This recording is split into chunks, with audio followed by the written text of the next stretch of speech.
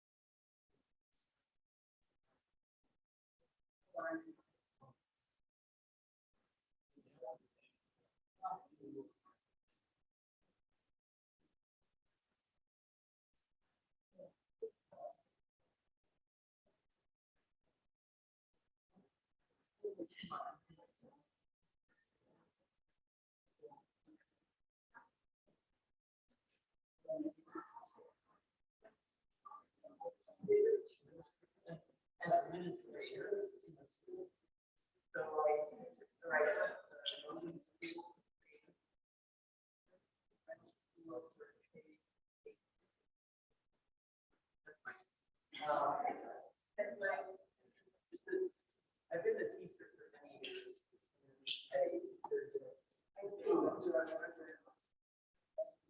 One summer vacation, one of my teacher buddies said, even though I'm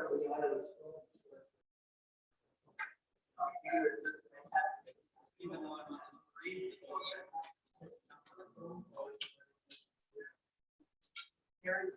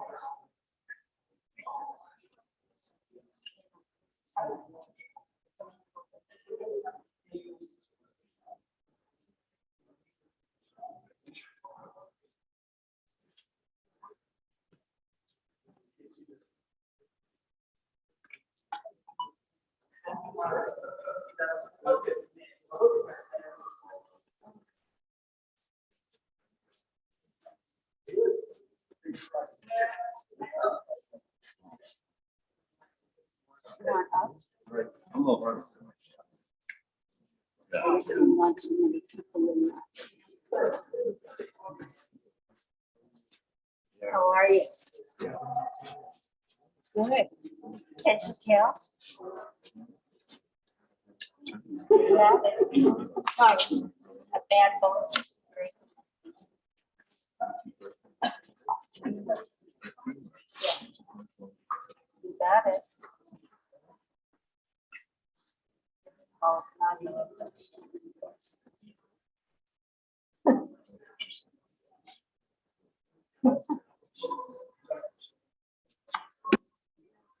Yeah. Oh.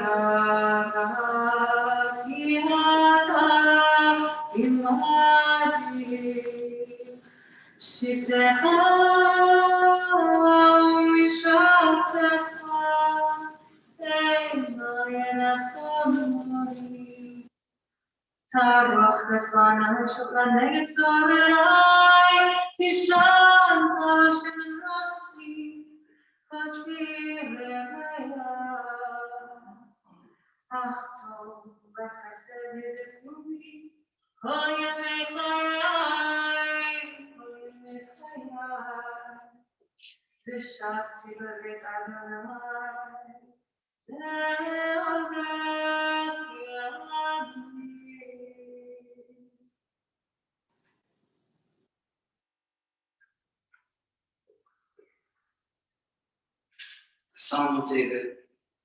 The Lord is my shepherd, I shall not want.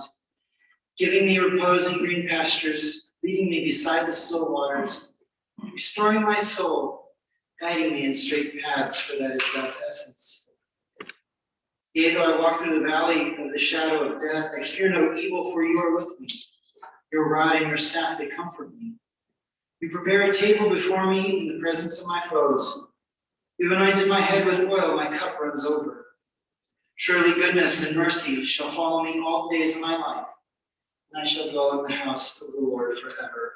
The psalmist speaks of the long journey through the valley of the shadow of death. And we want you to know that as your community, we're here to walk that path with you, to hold Harold's memory as a blessing for years to come. May you find comfort in the days and years ahead of all born in our people.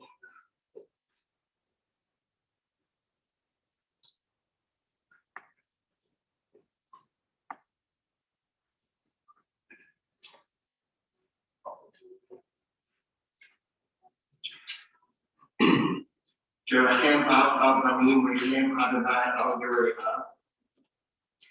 Gihu Yadai Yitzrenu Zachor Kiafar Lachnu. Enosh Kechatzir Yamav Ketzitza Saver Kenyatzitz. Kiruach Abrabov Enenu Velo Yakibrenu Od Bikumo. Chesed Aran Olam Olam Al Yerecha. Tzikatlo B'Pei As a father has compassion for his children, Adonai has compassion for those who show reverence. God knows how we are fashioned. God remembers that we are dust. The days of mortals are like grass. We flourish as the flowers of the field. A wind passes over them and they are no more, and no one can recognize where they grew. But the Lord's compassion is everlasting. God's kindness to children's children, to all the reverent ones, endures age after age, unchanged.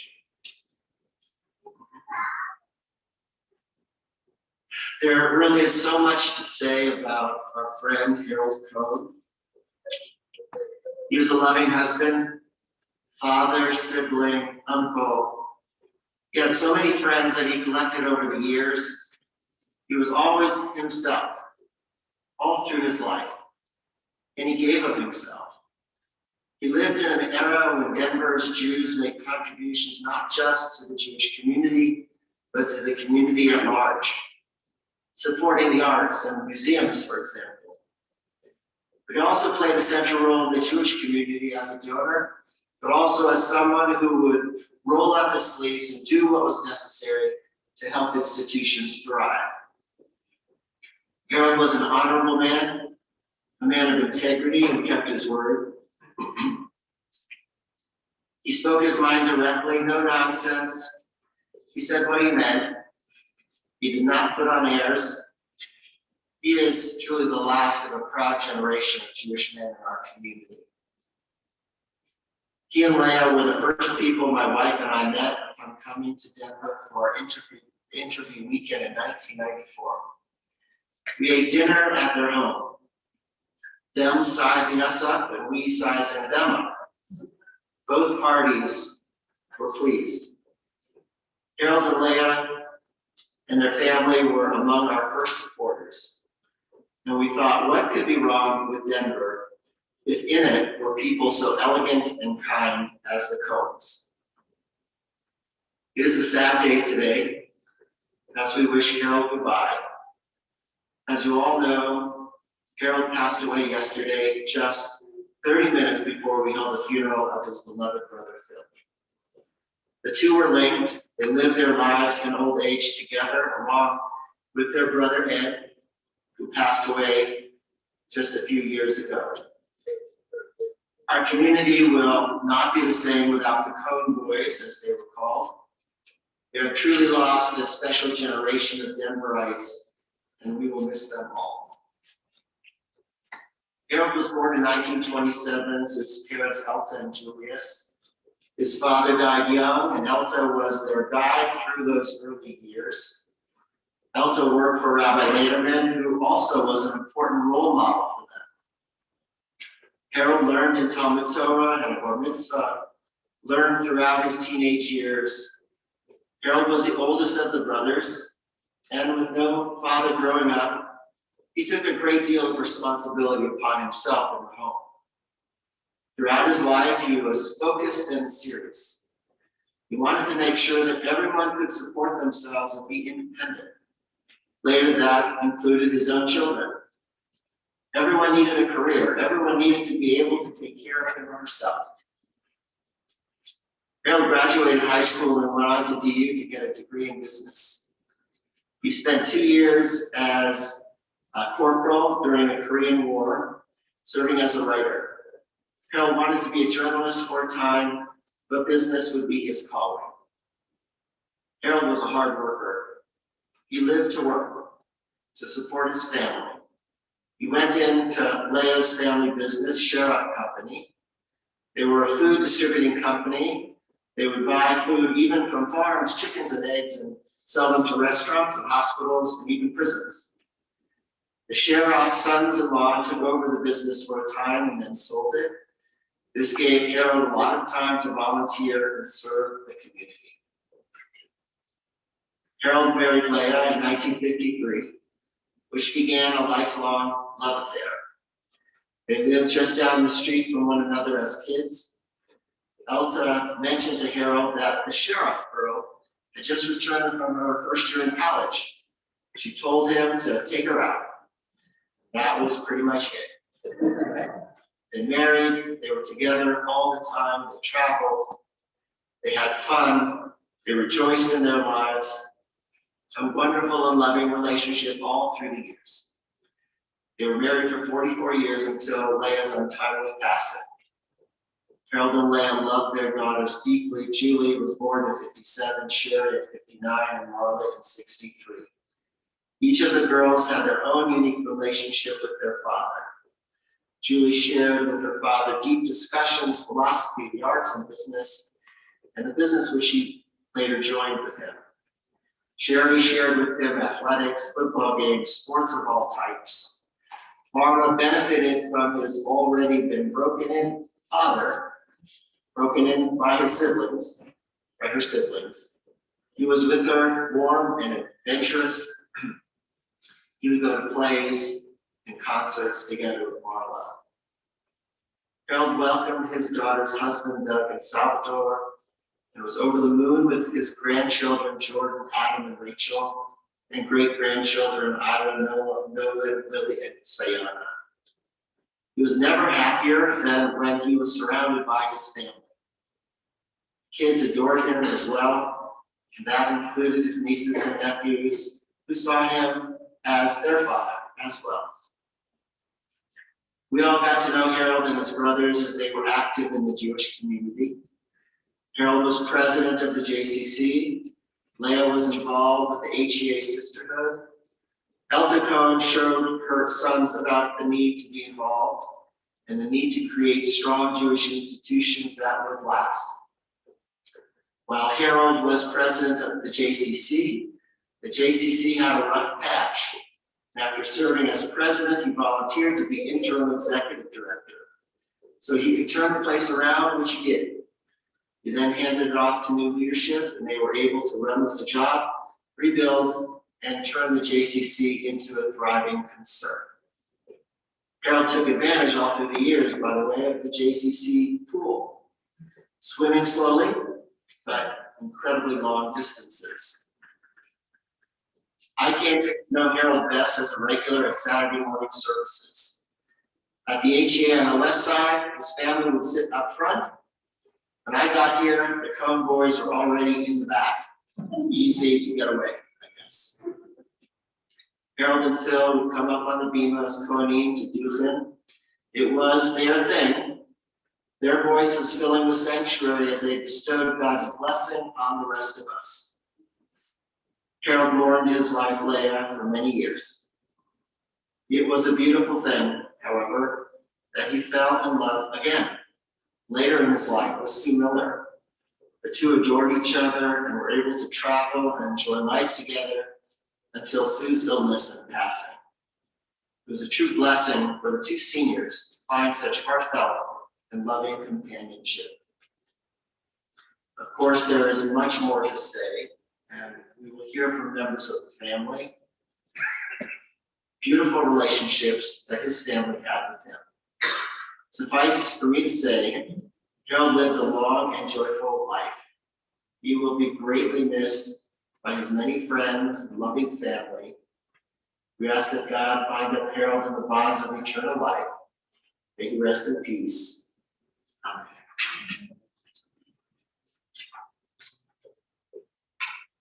Before members of the family come up to speak, there are a few pieces that were written ahead of time that I would like to read on their behalf, and the first one is from Julie. My father had lots of great qualities, but I would like to speak to my favorite that just happened to be one that my mother also shared. It was his love of family and friends, and how he could make you feel that you were the most important person when he was with you. Dad excelled at being a grandfather, special trips to football games with Adam and trips to New York with Rachel to go to the theater. But the greatest joy was his relationship with his great-grandchildren. The happiness he shared during his time with Isla, Lily, Francis, and Nolan was an absolute joy to behold. They loved their Zadie so much. Harold also had the ability to befriend anyone and everyone, be it a flight attendant, a family met during a cruise, a couple attending the theater in the seats next to him, a new face at the synagogue, people he worked with, people at Ollie classes he attended, those who participated in his football pool, and the numerous people that took care of someone or something in our family spanning the past 65 years. Everyone he met became not just a friend, but if they needed it, it made them a part of our family. As far back in my childhood that I can remember, our holiday table included someone who just moved to Denver, was passing through Denver, or who no longer had family in Denver. If someone found themselves in need of a father or grandfather figure, he was your guy, be it my son Adam or my cousin Wendy and her children, Matt and Stephanie. This caregiver, Janelle, quickly became another daughter. Harold was the best uncle, great uncle, great uncle, cousin, or in-law you could hope to find. He kept up with what was happening in everyone's life, always available for lunch and a visit. Harold would tell you what to do with your life, encourage further education, offer advice, wanted or not, share the latest gossip, and make sure you had paid for your football pool. If he was adopting the people he encountered in his life, he was nurturing deep, lifelong friendships. He didn't do superficial friendships. He had his guys that did monthly dinners, weekly lunches, and trips to Vegas. After dinner every night, he'd grab a phone and start his check-in calls, starting with his brothers. There's nothing Dad liked more than surrounding himself with family and friends to celebrate any holiday, birthday, anniversary, or mitzvah, especially if the event honored him. My sisters and I all have memories of special trips and times spent with Dad that we will always cherish. For me, it is a call I have received every day at 7 a.m. since I left home for college. First from my mother, and after she passed the very next day, my father took over. As I write this, I now realize that Dad began these 7 a.m. calls to ease the emptiness I felt with the loss of Mom's calls. He'd just check in, say good morning, we'd tell each other with our plans for the day. 2 minutes later, he's done. No goodbye, just a dot. I admit up until now, they could be annoying. You'd forget what time zone I was in, so I might get a call at 5 a.m. Or if I had a late night and hoped to get just a few more hours of sleep, no. There was my call to start my day. Today I'd give anything for one more wake-up call so I could let him know that I may be a slow learner, but I get it now. A simple 2-minute call is the sweetest thing he ever did for me. I have missed that call these past 2 months. I will always miss that little gesture that says everything I needed to know about being a loving family member or a good friend, which is making sure you take a moment each day while you still can say hi. I'm here for you. I love you.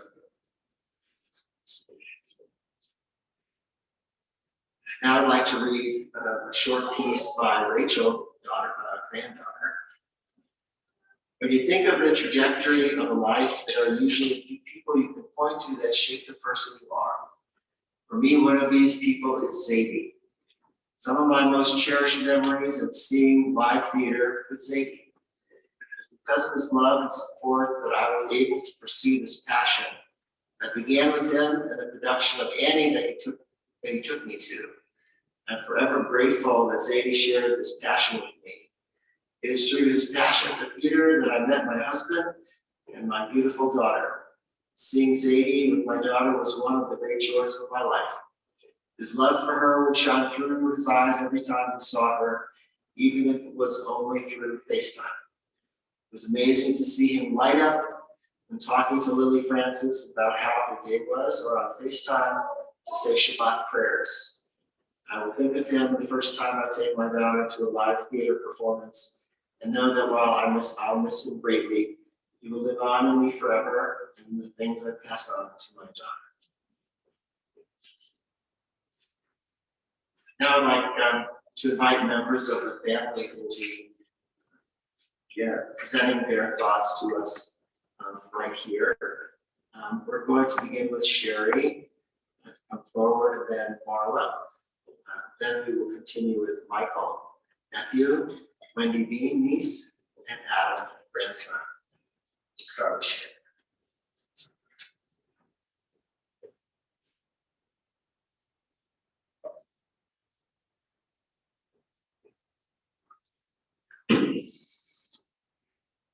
Thank you all for coming.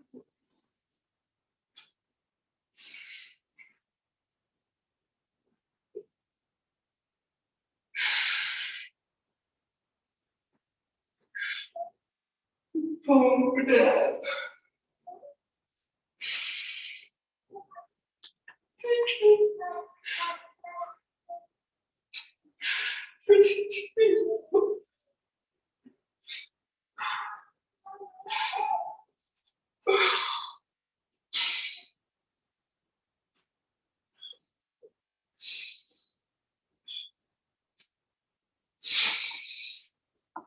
Thank you for embracing mom with your whole heart.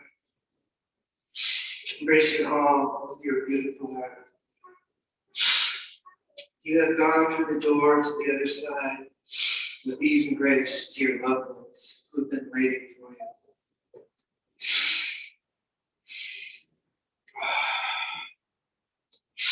It was so hard to hold space for you and look into your eyes these last few days. I keep on thinking of memories. Memories of you taking photographs. Memories of my first camera that you gave me. Memories of going to Mike's camera with you and seeing our photographs right when they got done.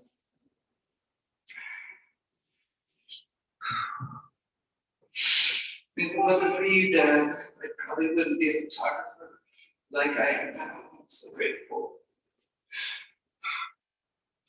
47 years later, thank you. I too have memories of going to the theater with Marla and Julie and Mom. It was such a blessing. I have memories of going to dinner on summer night to Apple Tree Shanty and ordering delicious food. Memories of Philip and Agneta and David and Basha and Ella, Elisa coming over for a pie night.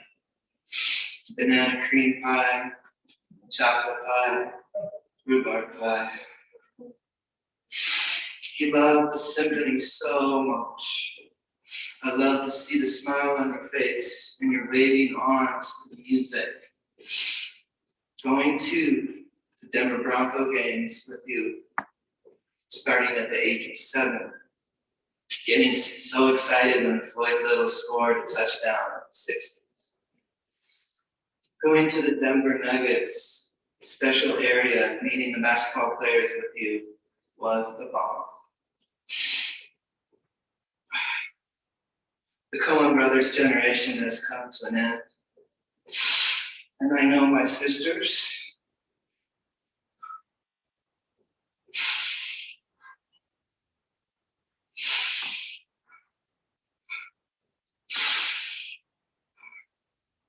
and my cousins will uphold the energy, love,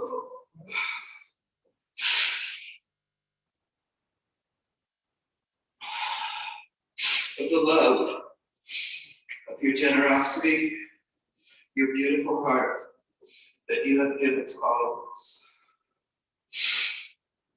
Thank you, Dad, for your wisdom, wholeheartedness, honesty, and that you have passed down to me.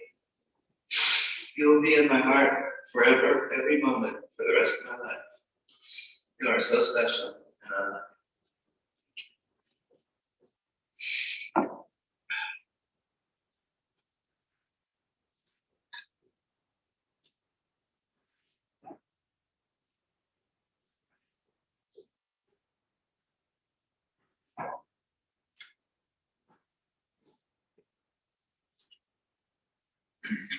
Thank you, Rabbi and Cantor, for sharing the Bima with us and letting us tease up some memories about my father who lived a life well lived. I was lucky to be the youngest in my family, gaining a father well trained by my sisters. He and my mom taught me the world is your oyster. Go find your pearl. My parents were both products of the Denver West Side, a ready-made community that stayed together as families migrated to the east side and south Denver. Growing up at the Alliance on the west side, the Cohen men sat in the first front rows, right below the Bima, in the men's section. The women sat in the 4th and 6th rows of the women's section, and we talked amongst ourselves. When my parents moved to the east side, we joined BMH. To keep me from fidgeting in shul, my dad and I would play a knuckle game. Holding hands, we would squeeze each other's knuckles until one of us yelped. And then we'd break out into fits of suppressed laughter to my mother's utter embarrassment. We continued this game well into my adult years. When the Alliance allowed mixed seating, my dad and I carried on our antics, usually during Rabbi's sermon. One time, one of us yelled too loudly, and the rabbi whipped his head around and sent us an uncharacteristic steely stare from the bima that mortified my mother. Dad and I slunk down into our chairs, trying to stifle our giggles, blaming each other for getting the other one in trouble. Mom eventually separated us, and did so from then on, not only at shul, but at the theater and the symphony. As we've heard yesterday at my Uncle Philip's funeral, Shabbat dinners were central to family life. Whatever we had to do after dinner, we did, but we had to be home for Friday night dinner. Afterwards, Dad and I would get out the rummy cube tiles and start playing, 10 cents a point. I was able to supplement my allowance, being my father mightily. My mother was also very good at rummy cube. We only bet a penny a point, and she thought 10 cents was extortion. She often beat me. Sundays, we'd all settle up with dimes and pennies flying from one purse to the other. Growing up, it wasn't uncommon for Dad to call Mom and say, Leah, set the table for one more. I met someone, and they're coming for dinner. These spontaneous invites to an array of guests enlivened our dinners and created an extended family. Opening our home to guests and family was a joyful responsibility. Harold learned this early. His own grandfather brought cousins Lola and Gertie over to live with them. Fast forward to my parents' own home, who supported newly arrived families from the former Soviet Union, invited Jewish college students for holiday meals, met far-flung relatives newly found, and always made room for the gaggle of friends we brought home, and eventually our spouses and significant others. As my cousin shared yesterday, Passover was the Cohen boys at their finest. The three brothers sat at the head of the table, then the wives, followed guests, and in the middle, and the kids at the end of the table. My Uncle Philip carried the tunes, my father and Uncle Eddie less musical. By the fourth cup, everyone was out of tune. The kids singing faster at their side of the table than the adults on their side, but everyone singing with gusto. At the end, the brothers would bang the table like their grandfather had done in their youth and exclaim, that settles the business. Second night of Passover was at our house that included my mom's family and friends who were family at the heart. We had incorporated reimagined Seder rituals and embellished the songs, our favorite being Chagagah and animal noises. My father loved celebrating milestones. His birthday parties were epic. One birthday in particular was held at Heather Gallup Gardens. It included cutouts of Denver Nuggets and Broncos where you could get a picture taken besides them.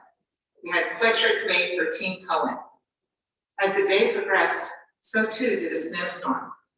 I worked at the Seattle JCC at the time and made my dad vouch for me to my boss that really, the airport was closed for 3 days. My dad loved all his nieces and nephews and their children. The Cohen boys were close to each other's kids, and we often consulted our aunts and uncles in our own conflicts with our parents. I don't know if the adults shared our confidences with each other, but our uncles and aunts helped restore a shalom bayit, peace in the house. After my mother died, my Uncle Philip and Aunt Agneta always had room at the Shabbat table for Dad and me. Those Shabbat dinners repaired our spirits, and eventually my cousins Basha, Elisa, and I would rotate dinners between all our houses on the west side, so Nita wouldn't have to cook all the time. When I first met Salvador, my husband, he wondered if we might go on a date on Friday night. I responded, it's Shabbos, I'm having dinner with my family. Early on, he asked, you do this every week? I thought he was from another planet. Yes, Shabbat comes every Friday and every week. We gather for cocktails first, as Philip and Agneta have taught us, and then dinner. Since we were children, family trips included visiting family. LA was our second home, visiting our cousins Evelyn and her sister Flo and Phyllis, their families, and all our extended relatives. Harold and Leah took road trips and especially enjoyed cruises, making new friends to travel to new places. They loved Israel and visited several times. When they became empty nesters, each summer with Uncle Philip and Aunt Agneta, they rented a condo in Vail by the golf course. The paths made excellent early morning walks. When my cousins and sister moved out of town, It made a convenient excuse for Harold and Leah to visit us. He loved visiting New York and often planned packed weekends with my cousin Basha, seeing plays and musicals together. When Salvador and I married, Dad and Sue visited us in Puerto Rico. When we moved to Brooklyn, I often called Dad when I got off work, walking home from the subway. He wanted to see where I worked at King Street Synagogue and take the subway to see how I got home. When Salvador and I moved to Bethesda, me and my sister Julie visited twice. This first visit, I just had knee surgery and was still using the walker. Dad had recently agreed, reluctantly, to start using the walker, and he was pretty fast with it, outpacing me as we walked home from the movies. My sister Julie and Dad's second trip to Bethesda was to attend my shul fundraiser. Harold was besotted to spend the night listening to a panel of speakers which included E.J. Dionne, a journalist and political commentator frequently featured in the Washington Post. Harold supported our many projects, always giving a donation to whatever we were passionate about. When I had a difficult board, I called my parents. Mom, Dad, and I would strategize what I could do and who could be influenced to help the board reach the best decision. They were my mentors and confidants. When I became a volunteer manager at the Daniels Fund, Dad and Morris Price's father were the first ones to sign up to be college coaches. Our fathers were proud of their children and wanted to help another generation of youth gain access to valuable college scholarships. They were stern and inspiring coaches, helping high school juniors and seniors understand the importance of education and achieving a college degree. Dad had a steady big group of boy chicks who schwitz together, went to Vegas together twice a year, came every year for Passover lunch when Leah cooked matzah brei and fried salami and eggs. While he was a fan of the Broncos, he also enjoyed watching other football games, so much so that naturally he became a bookie. He loved basketball, baseball, and history, attending Holly classes at TU, reading mystery novels, which he then gave to my sister Julie. After Leah died, Harold found a new group of boy chicks, the Romeos, retired old men eating out. They went every Tuesday night. Friday nights, when Dad wasn't at Shabbat dinners, he went to the movies with his good friend Cohen. That left then 5 nights for him to fill his dance fund. He quickly learned he needed to take only one woman out a day, and to keep things from getting messy, consistently ask her out the same night for each week. Asha shared a story with us that once, when she was in Vail, she overheard a table of older women talking about how hard it was to date. My cousin stopped at the table saying she could help overhearing their conversation and had a wonderful uncle she wanted to be happy to introduce to them. They asked his name. She told them Harold Cohen. They responded, "Oh, we know him. We're on his B list." Dating Sue Miller put an end to all of that. Dad was fortunate to enjoy a passionate love affair in marriage with Susie that lasted until she died. These memorable snippets are a sliver of my father. Those of you here who knew him, my uncles, my grandmother Elta, my mom, her parents, have many more stories that fill in a picture of a man who spent his time living a rich life. We look forward to hearing them with you and celebrating the man we call Dad, Grandpa, great-grandfather, uncle, brother, and friend.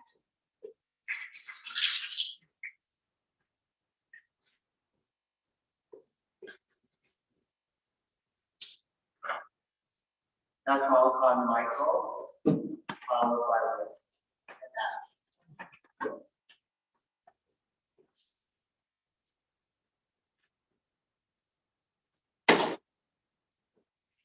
So I'm actually here to read you what you wrote about my sister Sarah. Although many of the things she said were very true for me as well. Oh, Uncle Kamish, football just won't be the same without you. When I got to say goodbye to Uncle Harold on Sunday, he told me he loved me. And then he promptly asked me how many players we had in the football pools. His mind may have been wandering, but he still had a grasp on the important things. I never had much of a relationship with my uncle as a child, but as an adult, he was a central figure in my life. When dementia had my own father in its grip, Uncle Harold became a second father. I so needed those Shabbat dinners, Tuesday dinner dates, and phone calls that came with love, words of advice, thoughts on life, my job, my love prospects, usually disappointing to both of us, and of course, football. Uncle Harold filled the void in a way that only he could, making sure that the work of the federal government was still keeping me happy and fulfilled, and perhaps keeping my checking account healthy. Talking about our mutual love of the theater, even if we did disagree about Hamilton, we both loved Come From Away. And his biggest sadness that Mr. Wright had still not found his way. Perhaps he'll be able to direct that from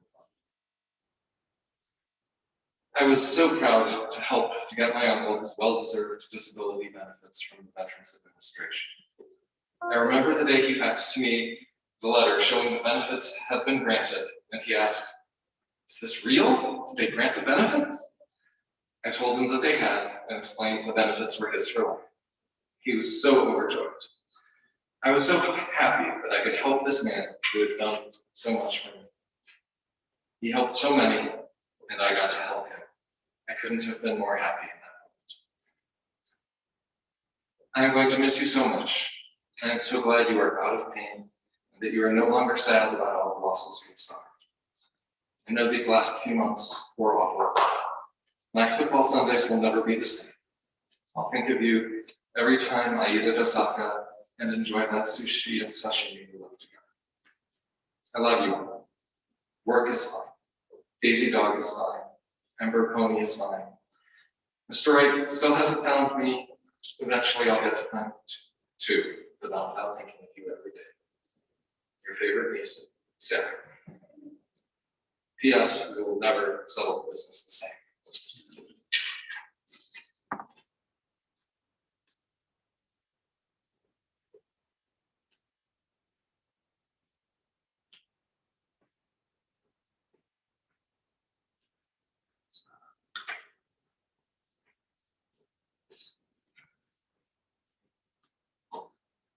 I'm Wendy, Leah's sister, Shirley's daughter. I have two children, Stephanie and Matthew, that couldn't be with us, but I'm going to share some thoughts and memories before I deliver mine. Stephanie. My great uncle Harold made an imprint on my life. I will strive to carry his memory on the way I choose to live my life. He always made me feel included.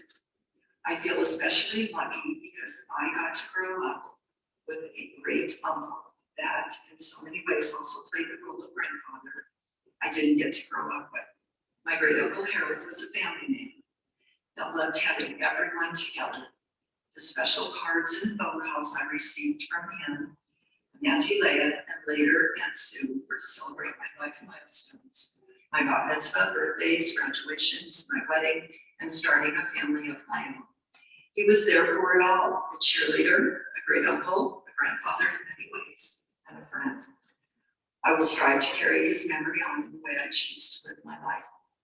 The spring and the fall, those seasons will remind me of him most. The high holidays, the scent of kugel at Rosh Hashanah, matzo ball soup at Passover, Broncos football, family dinners, Hanukkah. As summer soon comes to a close and fall leaves begin to change, beautiful oranges, reds, yellows, I will be thinking of him, remembering all the good times.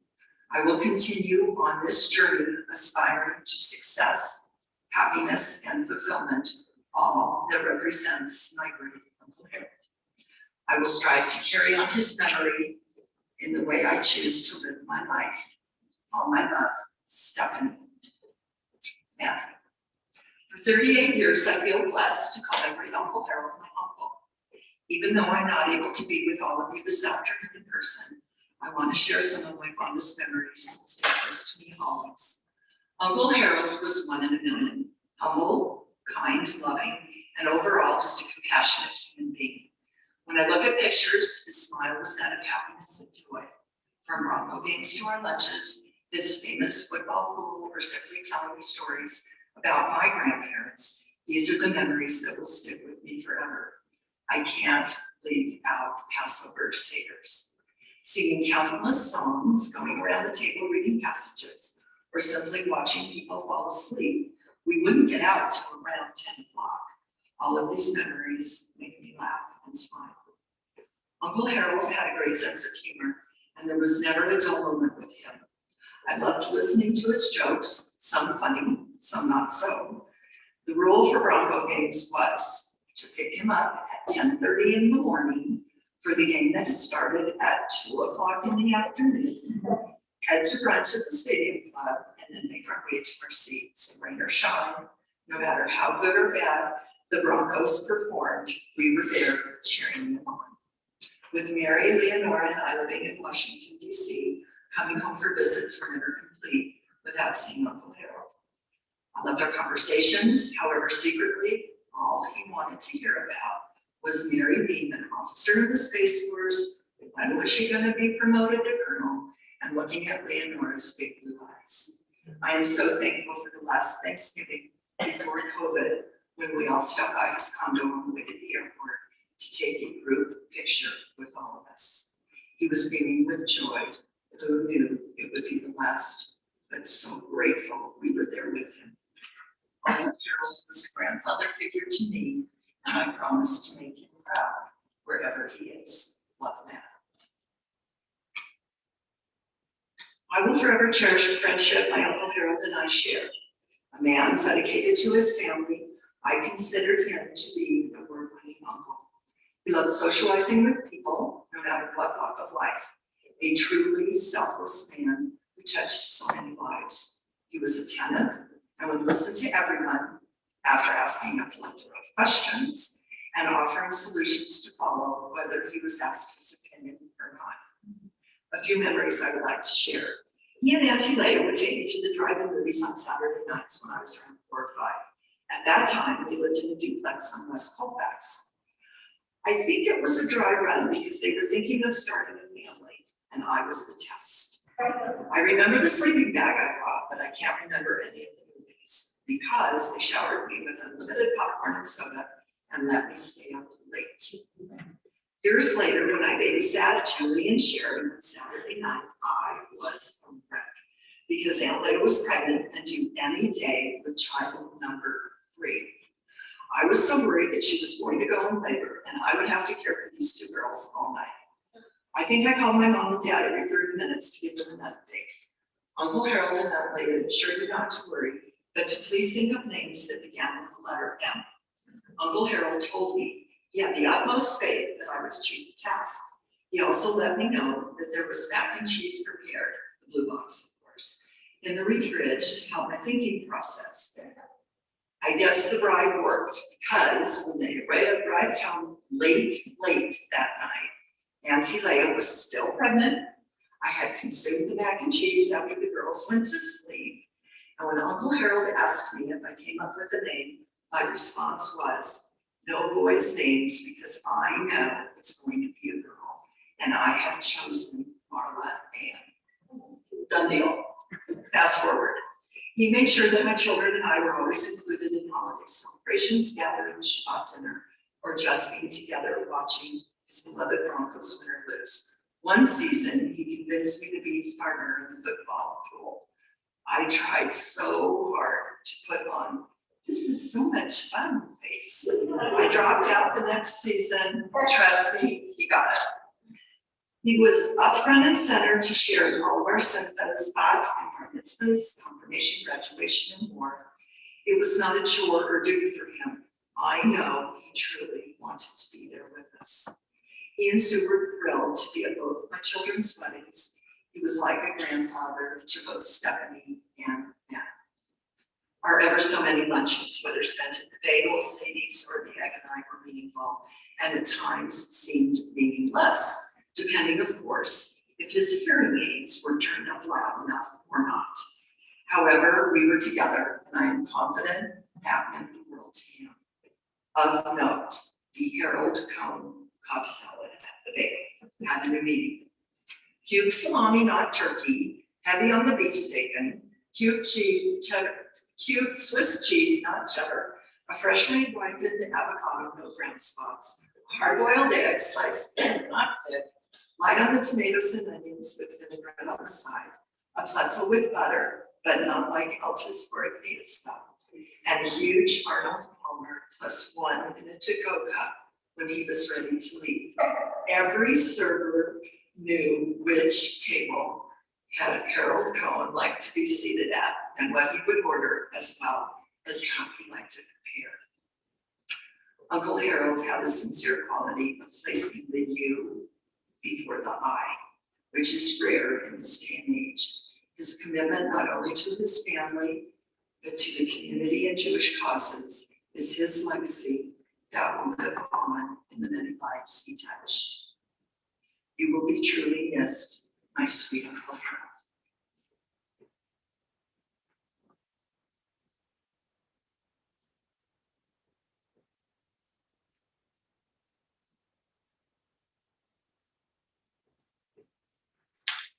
I now call upon Adam.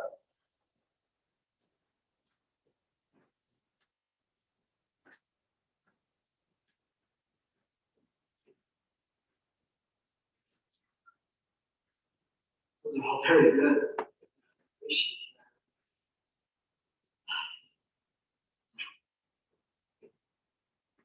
You should have only. Somebody.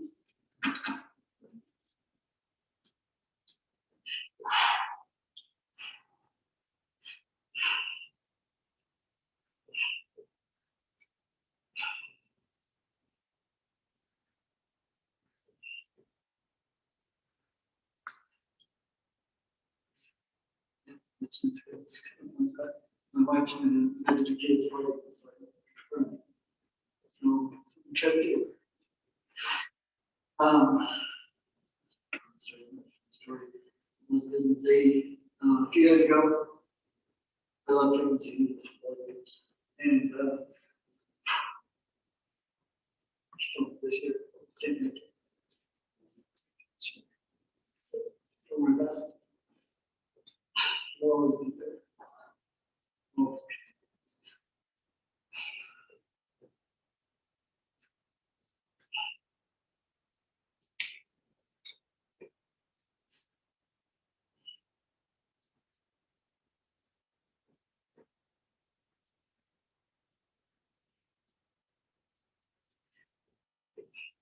They didn't know who could do. He was the one people would go to the council or the council. Remember growing up, he constantly talked about what will grow up working life. When are you gonna have kids? Always telling me to do this or that or the other, haircut, shape, face. One thing they never posted about was in the middle of the games of carrying wearing something that's considered not grown up. But always wearing. I'm above years 80. Exactly what I'm talking about. This isn't about a man who I consider man. This is not just about my Zadie. This is about our Zadie. The one who loves you no matter who you are. The one who gave my daughter Isla her personality. Isla was his and me. Those two letters had their own language. For the longest time, Jane had to scratch her head and say, where does this social butterfly come from? Who does this belong to? The two of us had wanted nothing to do with any kind of social event or where people would be. Which is completely opposite of Isla and Zadie. If there was a social event, they would be disappointed if not invited. My favorite memory of Zadie is games. The wrong things. Favorite memory. We would go see him. The first thing that he would say is, where's my girl Isla? His face would light up all of them. I remember telling him how badly he wanted to be here long enough to know some volunteering. It wasn't long enough, but no one's building these things, there will always be a story to tell about Zadie. So I made him left us too soon. No one will always know Zadie, because mom and dad will make sure he knows where his love, kindness, compassion come from. In the last few weeks that were left in Zadie's life, the kids and I will celebrate the birthday visit. I would go right up to him, and give him say a handshake, and kiss. She would sit right next to me, like she used to. No one on the other hand would hug me and share some skill. And I would boogie fashion, sat next to him. And so just because Zadie's sick, he still loves Zadie. We still love him very much, and we should help him get better. Help for a few seconds. I know this should be a celebration of life, and I think all the good things that you share with the person who has passed, but it's hard to do that. And in my mind, he's still here. For the longest time, 55 was how old I thought Sadie was. It was stuck in my mind. He's not as old as he is, no matter how old he got, and all doesn't matter him young. Mom remembers her birthday, because that will always make me feel this way. Most of the people in this room will remember that birthday. You know, with the little sweatshirts, everything is football thing. Night long, huge. It's great. Well, that was to this day the best birthday ever. Don't ask me why, it just is. That was the age that made me always remember him. I dare you be the dad I am today, to be sweet, loving kids without watching them and learning from them. Now I know I might mess up a lot, but I know I'm trying. I know that sometimes all it takes is because it's better to try something and fail. It's never try at all. But this life's too short to live by full of regret. So when Zadie was nagging me in my younger years, he wasn't doing it to be annoying. He was telling me to chase life, run, fight with everything I had to, and admit when I'm wrong, fight for the kids, and know that time is worth more than money. That you're not just chasing money, you're chasing freedom. You're chasing the time spent with family, because after all, that's what life is about. Family.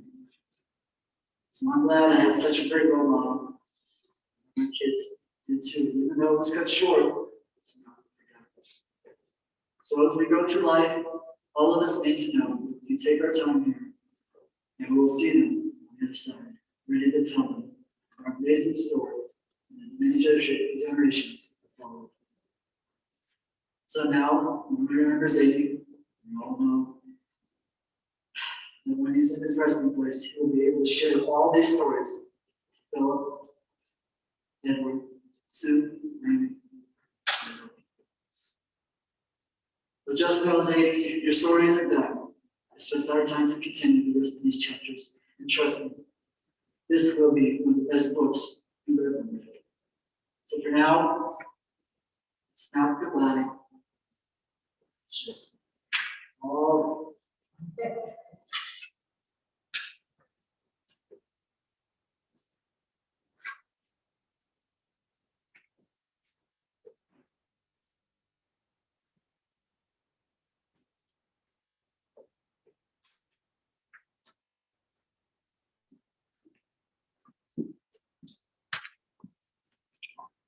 Thank you for those beautiful words from the family, very special.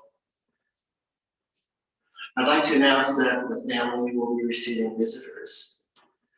And that we'll be doing Shiva jointly for Phil and for Harold. And they'll be receiving visitors at Anita's home, 2040 Raleigh Street, Denver, near Sloan's Lake. And then the next night, at the home of Bosch and James, 2055 Raleigh, again from 4 to 7. Both of those nights, tonight and tomorrow night, services will be at 5:30 p.m. I'd like to ask everyone please to rise.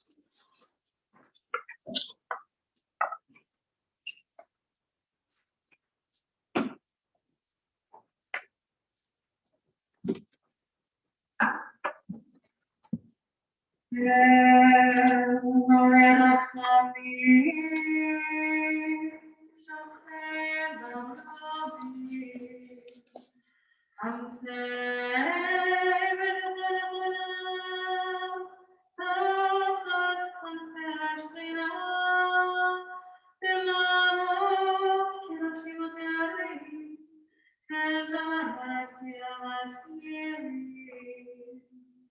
את נשמת כולנו שדרך כהן שלח לנו. תגן את מנחתו. אנא ברחמים, מסתירנו בסתר כנפיים, וצרור בצרור החיים את נשמתו. אדוני נחלתו, וינוח בשלום משכבו, ברוב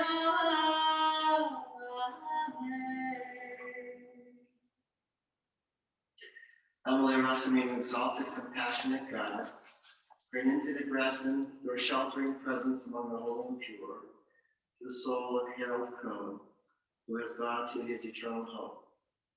Merciful One, we ask that our loved one find perfect peace in your eternal embrace. May Harold's soul be bound up in the bond of life. May he rest in peace. Let us say, Amen.